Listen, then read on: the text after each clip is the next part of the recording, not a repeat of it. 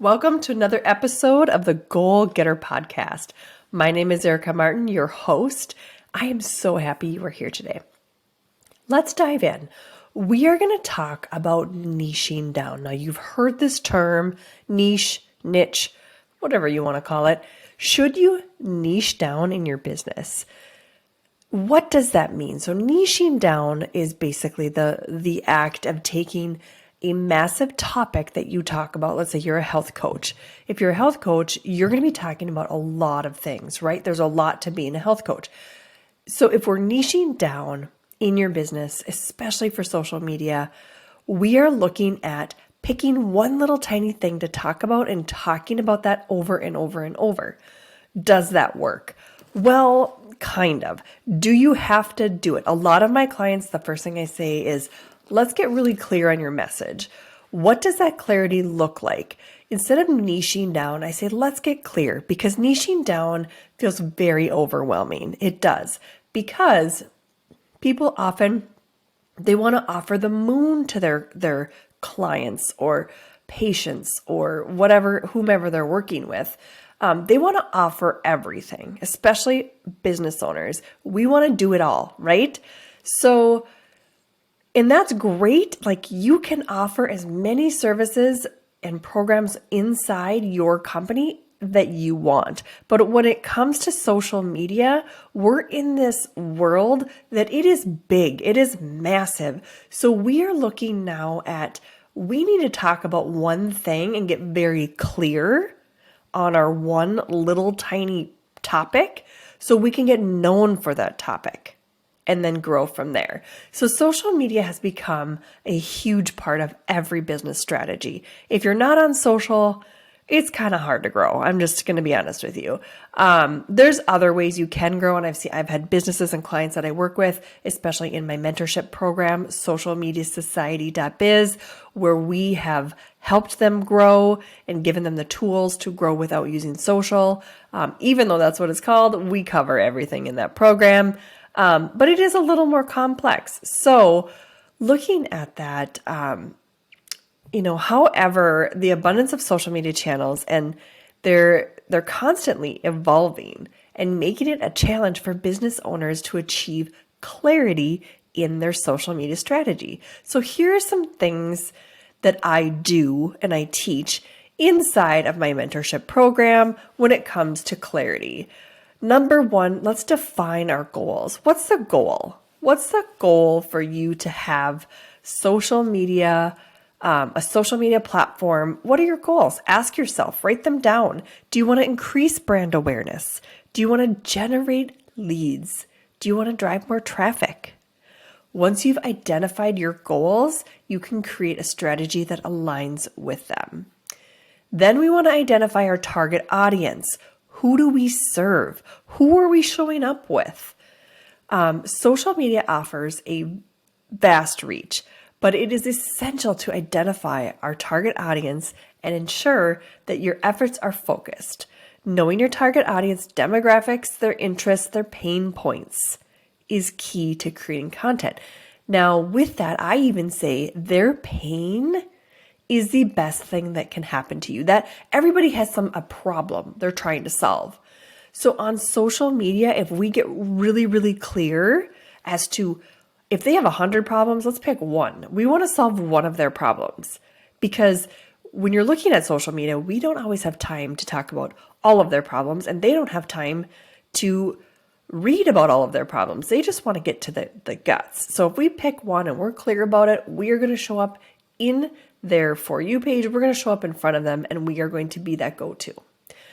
So identify your target audience. What drives them? We need to figure that out. Number 3, choose the right platforms. Not every platform is right for your business. And this is something that my working with clients as an agency and inside of my mentorship program, a lot of people have a little hard time with. You don't need to be everywhere. You don't need to be everywhere. Not everybody's on Facebook. Not everybody's on TikTok. Not everybody's on Instagram or Pinterest or Reddit or wherever you may be. They're not all there. So we need to find out, where is your audience and how do we show up there? So research the different social media channels and identify which ones align with your target audience and your goals. For instance, if your target audience is young, tech savvy, you might want to look at platforms like TikTok and Instagram. Create a content plan. If you have identified your goals, your target audience, and your social media platforms you want to be on, it's time to create a content plan. So you should include the types of content you want to create and the frequency of posting. So this will keep you accountable and you to make sure that you're showing up for your audience. So we want to have a plan and then analyze those results. That's number 5. Analyze results. Look at your data. Your data is going to tell you everything. It really does. Look at your insights. Measure your social media performance in the beginning, especially to see if what you're doing is working.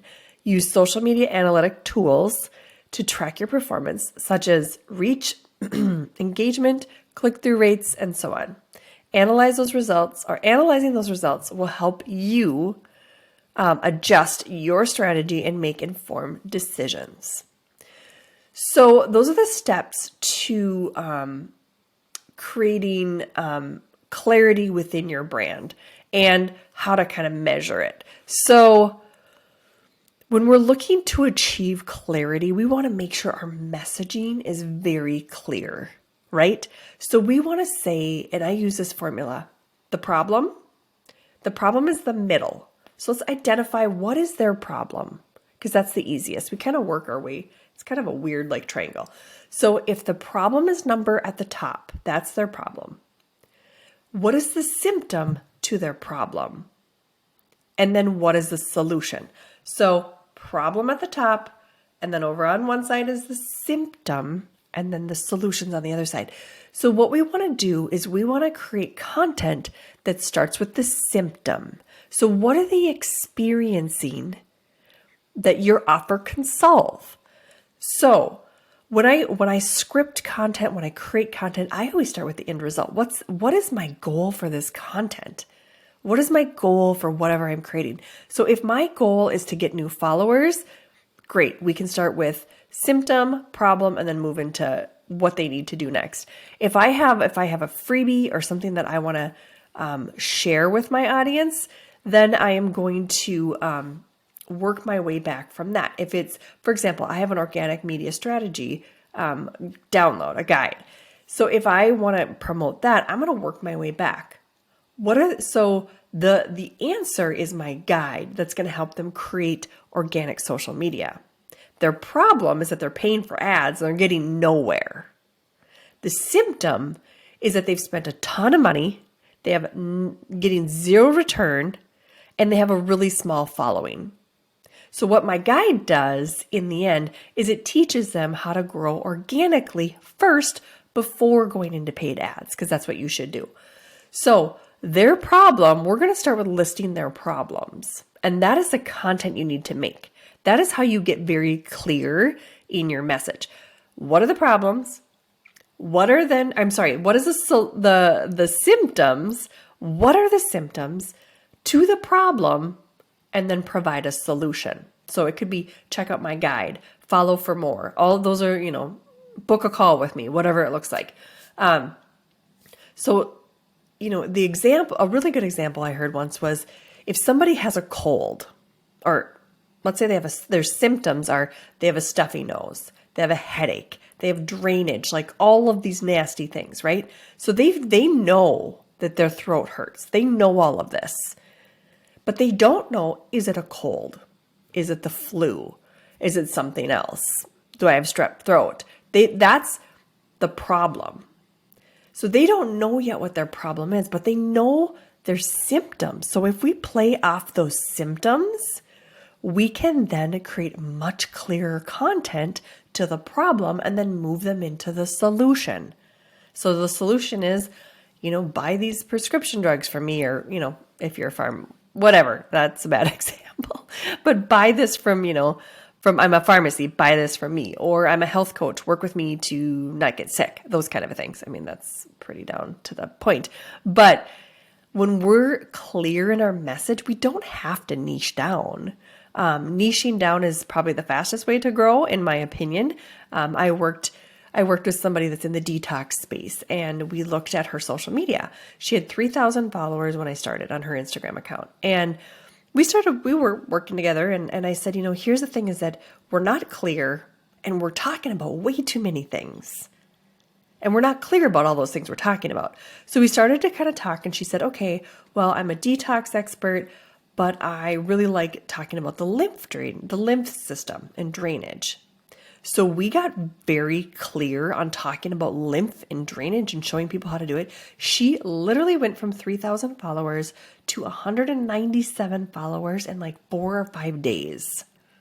That is how powerful clarity is. It is powerful. She also went down into a niche. So if you want to go even further and you go into a niche, there's more power there. You can still offer all these things and these whatever you want, these services, but the clarity is where it starts.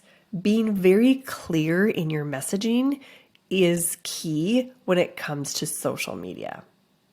So I hope you enjoyed this episode, and I'd love to see you guys leave a review on the podcast and follow if you're watching this on YouTube. We'll see you soon.